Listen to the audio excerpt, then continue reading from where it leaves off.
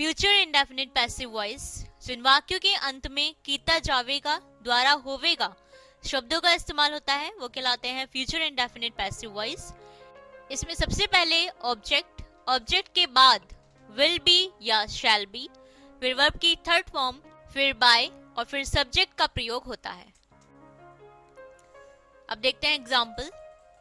First example is यह काम मेरे द्वारा किया जावेगा, यह काम मेरे द्वारा किया जाएगा। जैसे कि हम आपको पहले ही बता चुके हैं कि फ्यूचर इंडेफिनिट पैसिव वॉइस की पहचान है कि जिन वाक्यों के अंत में किया जावेगा और द्वारा होवेगा शब्दों का इस्तेमाल होता है उन्हें फ्यूचर इंडेफिनिट पैसिव वॉइस में बनाते हैं, और इस वाक्य के अंत में भी किया जावेगा शब्द का इस्तेमाल हुआ है, जिससे कि पता चलता है कि ये है फ्यूचर इंडेफिनिट पैसिव वॉइस। तो इस सेंटेंस को हम बनाएंगे फ्यूचर इंडेफिनिट पैसिव वॉइस में। इस सेंटेंस में सबसे पहले ऑब्जेक्ट दिस वर्क, फिर विल बी, फिर वर्ब की थर्ड फॉर्म डन, फिर बाय और फिर सब्जेक्ट मी का इस्तेमाल किया गया है, जिससे कि ये सेंटेंस बना this work will be done by मी।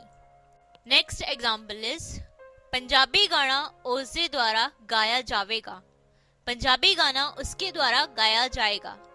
तो इस सेंटेंस को हम बनाएंगे सबसे पहले ऑब्जेक्ट पंजाबी सॉन्ग, उसके बाद विल बी, फिर वर्ब की थर्ड फॉर्म संग, फिर बाय और फिर सब्जेक्ट हिम, जिससे कि ये सेंटेंस बना Punjabi song will be sung by him.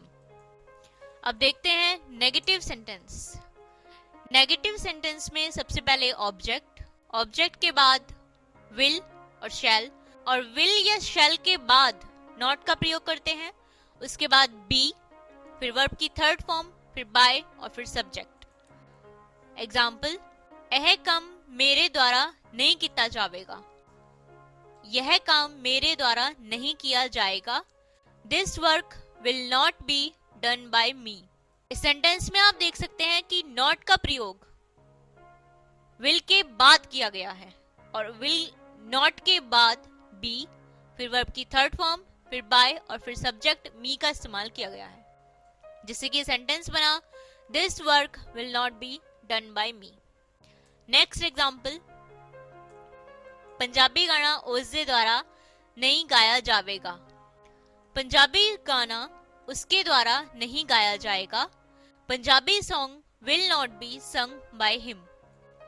इस सेंटेंस में आप देख सकते हैं कि नॉट का प्रयोग विल के बाद किया गया है, और विल नॉट के बाद बी, फिर वर्ब की थर्ड फॉर्म संग, फिर बाय और फिर हिम का प्रयोग किया गया है, जिससे कि ये सेंटेंस बना Punjabi song will not B sung by him. अब देखते हैं इंटेरोगेटिव सेंटेंस। इंटेरोगेटिव सेंटेंस में सबसे पहले विल या शैल, उसके बाद ऑब्जेक्ट, ऑब्जेक्ट के बाद बी, फिर वर्ब की थर्ड फॉर्म, फिर बाय और फिर सब्जेक्ट का इस्तेमाल करते हैं। एग्जाम्पल कि यह काम मेरे द्वारा किया जाएगा, क्या यह काम मेरे द्वारा किया जाएगा। Will this work be done by me. इस सेंटेंस में आप देख सकते हैं कि सबसे पहले विल का इस्तेमाल किया गया है, और विल के बाद ऑब्जेक्ट, उसके बाद बी, फिर वर्ब की थर्ड फॉर्म डन, फिर बाय और फिर मी का प्रयोग किया गया है, जिससे कि सेंटेंस बना will this work be done by me. Next example कि पंजाबी गाना उसके द्वारा गाया जाएगा, क्या पंजाबी गाना उसके द्वारा गाया जाएगा। Will Punjabi song be sung by him. इस सेंटेंस में भी आप देख सकते हैं कि सबसे पहले विल का इस्तेमाल किया गया है, और विल के बाद ऑब्जेक्ट, उसके बाद बी, फिर वर्ब की थर्ड फॉर्म संग, फिर बाय और फिर हिम यानी सब्जेक्ट का इस्तेमाल किया गया है, जिससे कि सेंटेंस बना will Punjabi song be sung by him.